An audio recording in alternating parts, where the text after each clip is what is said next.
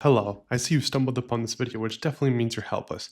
So I'll just jump right into it and help you figure out arrays. Let's open up our code editor of choice and create a C file. Take a deep breath and write your standard include stdio.h and your standard main function with a return 0. Alright, now that we've finished our setup, what is an array? Well, an array just stores multiple elements of the same type under a single variable name. To initialize an array, you have to specify its type, followed by its name, and then in square brackets, you specify its size, and then equals, then in curly braces, the actual elements you want to declare, which in this case are 0, 1, 2, and 3. But wait, why is the size not specified? Well, it's because I've explicitly declared which elements will be in the array, so I don't need to specify its size. This is because the size will be automatically calculated by the compiler based on the amount of elements I have assigned to it. So here, I'll just code up a tiny little demonstration. I'll just write up a function that adds two integers together and returns their sum. This is just to demonstrate what we can do with the 0, 1, 2, and 3 that we've declared. We can just add any two of these together and receive their sum. So in this case, I'll try number 2 and number 3, which in this case means that I need to access the third and the fourth element in the array. And to do that, I need the element at index 2 and the element at index 3. So here, I'll just print out the value, and then I'll just call the function add two integers, with the two arguments being array at index 2 and array at index 3. So our output for this program should just be 5, since we're adding 2 and 3. So let's give this a quick compile and see what this program outputs. And we get 5, just like how we expected. So for demonstration's sake, I'll just change the plus to a minus to make this a subtraction function. I'll just recompile and rerun, and we should get -1. Yep. Now I'll talk about the three major types of operations we want to learn with arrays. Our goal is to know how to insert, change, and delete elements within arrays. And we will start with learning how to do insertion first. So to create this function, let's think about what we need to do. We need to write a function that takes in an array. It will take an argument that specifies the maximum size, although you don't really need this, but it's better to do so.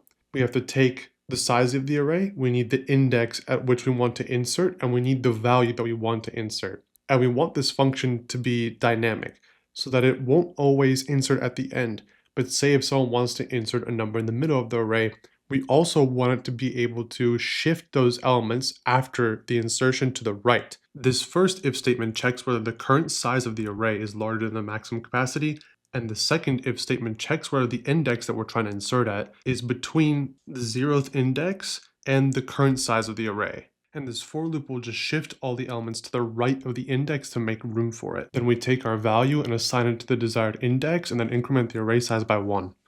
Alright, amazing. Now how do we change or update an item in an array at will?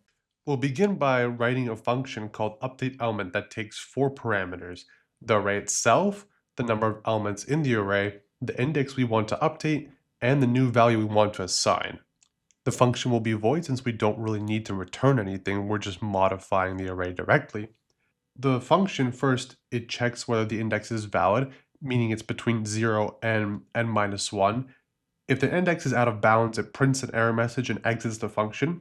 If the index is valid, it simply assigns the new value to that index in the array.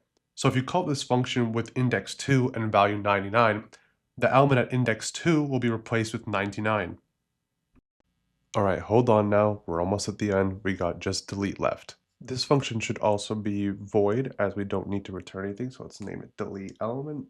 And the arguments are the array itself, a pointer to the current size of the array, and the index of the element we want to delete. Just like our previous function update element, it will check if the index is valid. And if it is valid, the function shifts all the elements to the left, starting from the element that we want to delete. This overwrites the element at the given index, and every following element moves one position earlier. Finally, it decrements the size of the array to reflect that one element has been removed.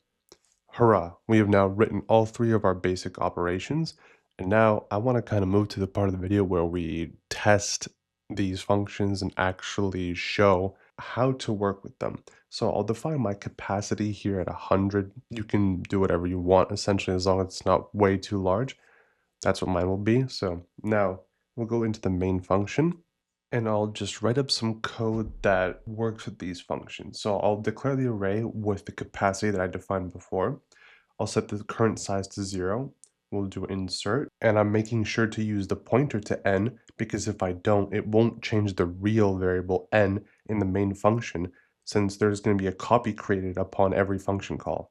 Now here I will just print out the array after these 3 insertion calls. And after I finish coding this up, I will call update element to change an element of my desire. All right, let's change the element at index 1 to 25. And I'll just write a simple for loop once again to print out the array after the update to visualize the change for you. And afterwards, I will write a function to delete the element at the 0th index. And then I will remake another loop to show the array after this most recent deletion.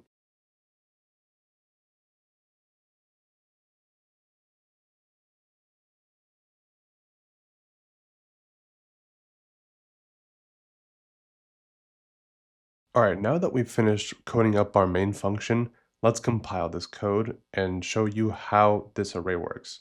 Let me just pull up my command line and write up the usual GCC to compile.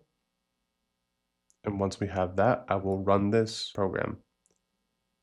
As we can see here, we created an insertion of 10, 15, 20, but wait, something's wrong. In the code we did 10, 20, and then 15. So what happened? Well, the first one we inserted at index 0, which means first element is 10, then we did index 1, the next one being 20, and then we once again insert at index 1 with 15. So instead of going 10, 20, 15, it goes 10, 15, 20. Then remember, our code to update targeted the element at index 1, and then we wanted to change that to 25. And our delete element function call targeted the element at the 0th index, so the array ends up being 25, 20 at the end. Hurrah! You've reached the end, give yourself a pat on the back. That's all there really is to basic array operations in C. Now, I don't mean that that's all there is to arrays in the C programming language, but this is the most basic level of manipulation of arrays with only integer data types. You can make arrays of characters, you can do all sorts of weird things, which I will probably cover in later videos. And on that note, I'd like to say thank you for watching.